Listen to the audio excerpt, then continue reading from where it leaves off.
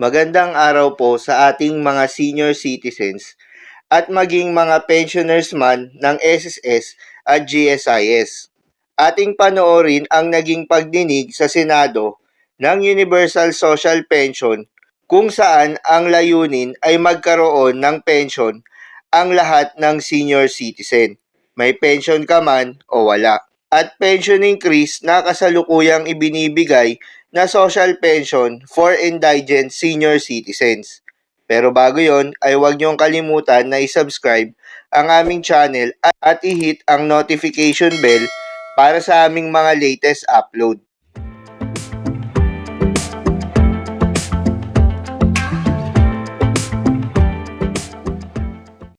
Anyway, we'll give the floor because we wanted to hear, of course, from our sectoral representative, Ms. Salvacion Basiano, and our ACAP coalition representative, Mr. Floro Francisco. Ladies first, Ms. Salvacion Basiano from Senior Citizen Sectoral Council ng NAPSI. Ma'am, you're recognized. Thank you. Thank you very much, Your Honor, and good morning to all our esteemed senators and resource persons. I am Salva Basiano from the National Anti-Poverty Commission Senior Citizens Sectoral Council.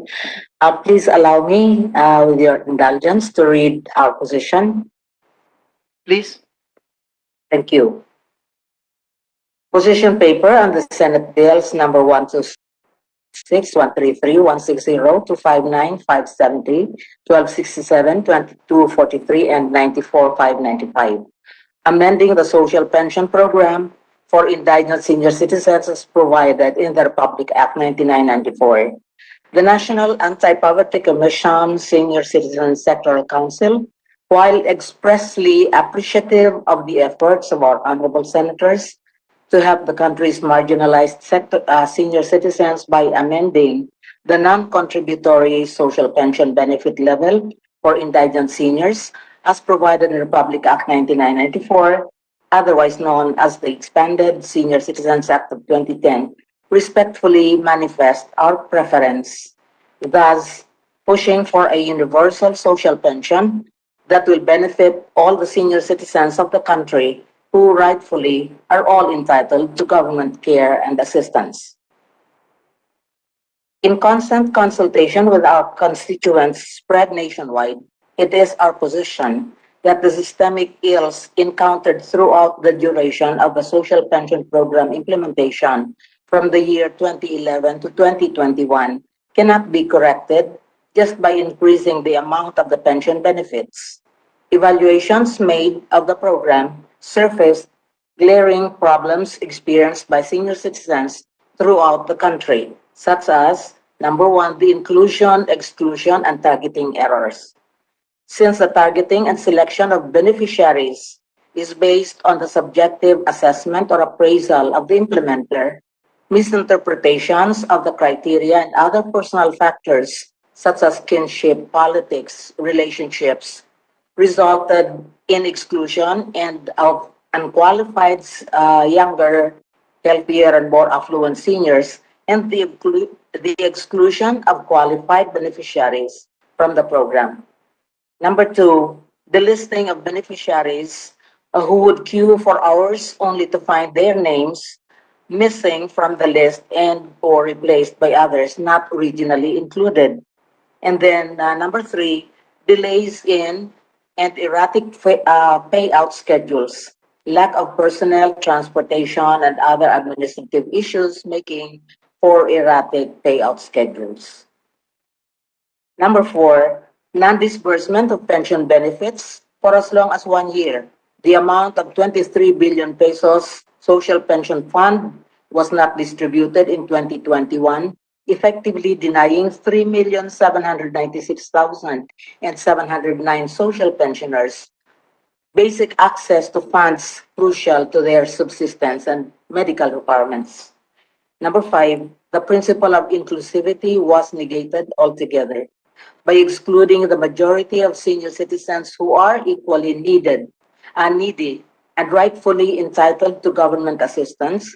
The purpose for which the law was enacted has been defeated. And the last, The 11-year program implementation was an exercise in futility. It wasted so much government resources to program leakages and corruption. Whatever good the beneficiaries got from the program was very minimal and did not make any significant change on their lives, much less to the sector and the community. Therefore, instead of just increasing the pension benefit from 500 pesos to 1,000 pesos per month for the same small segment of the senior citizens population, and actually just replicating the same flaws in its implementation, we respectfully urge your honors to legislate a 1,500 peso universal social pension that will truly help uplift the lives and improve the welfare of all Filipino seniors. The rationale of which are as follows. Universal social pension programs have no targeting errors, as every person 60 years old and above are deemed qualified. It is rights-based, and everyone gets to enjoy what the government offers to the constituents, whatever their status may be. While at a glance it is deemed costly because of the total coverage, it actually generates much savings as it eliminates issues on lack of personnel, transportation, and risks that are attendant to transport and handling of money. Digital banking could be employed, saving much time, administrative costs, and corruption is less likely to happen. What is saved from efficient implementation can be added to pension fund to accommodate more beneficiaries. With the improved capability of senior citizens to provide for their medical as well as nutritional needs, thereby attaining better health outcomes, older people and their families will be saved from spending their precious resources on expensive hospitalization and healthcare service. Government will then be able to save on PhilHealth and other subsidies. Such savings can be of much use in times of calamities and pandemics.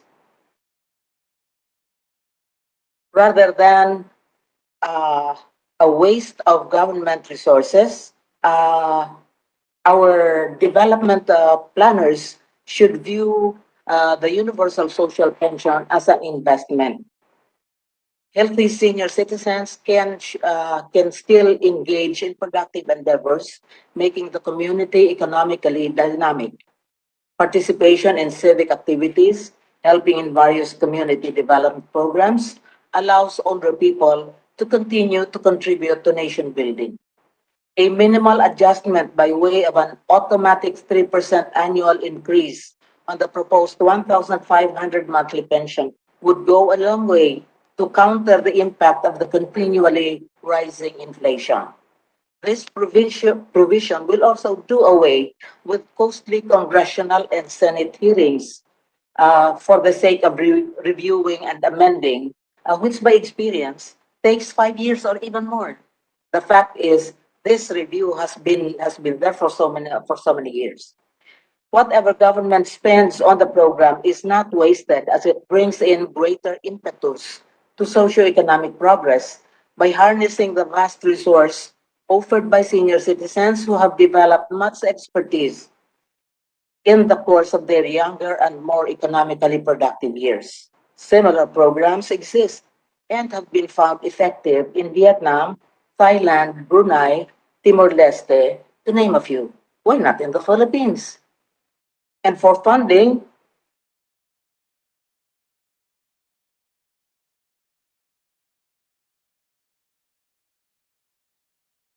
the proposed 1,500 pesos monthly benefits for the estimated 10 million Filipino senior citizens will cost roughly 180 billion pesos annually.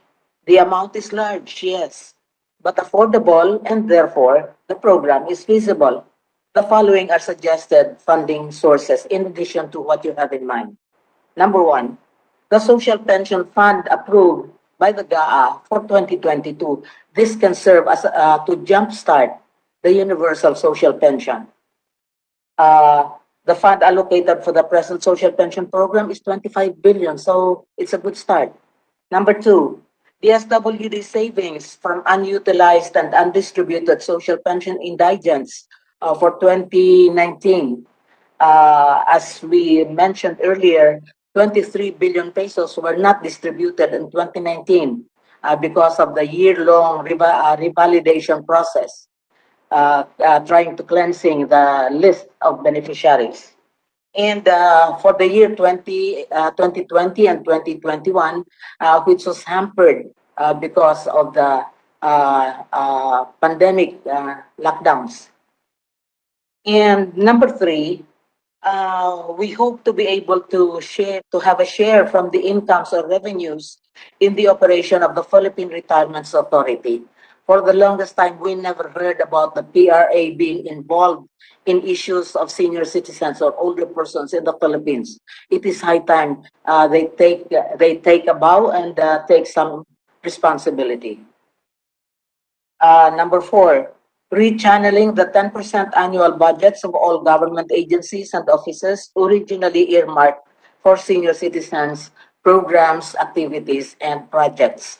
For the longest time, this was never implemented in the government agencies where attribution activities were done lang, just for the sake of reporting some some utilization of the 10% programs, funds for senior citizens.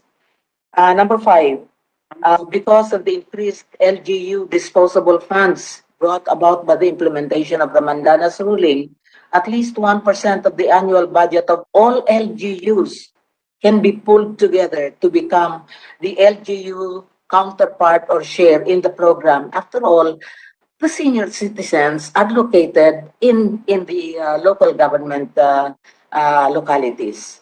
So they need to also participate. I mean, the LGUs have to have some responsibility. And the last thing is 5% we propose. That 5% of the total annual national budget as approved by the GAA compared to many, because, I mean, there's a lot of items in the national budget, and some of them maybe can take some slashing. Like, compared to many items in the national budget, this is minimal, considering also the senior citizens' undeniable contribution to nation building. This is a necessary and affordable cost. May we request you, honored, esteemed senators, what you do today is your preparation for your own eventual aging. Let this be your legacy. Thank you very much. Thank you. Thank you very much, Ma'am Salvacion.